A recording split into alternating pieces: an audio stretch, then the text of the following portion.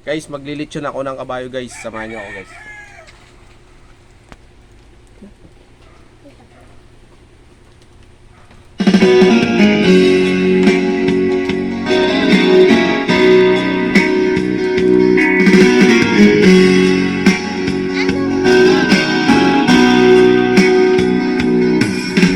Kumusta na ang iyong panahon? Bumaba ang halaga ng piso. No. Umabay rin ang pag-ibig mo. Dati-rati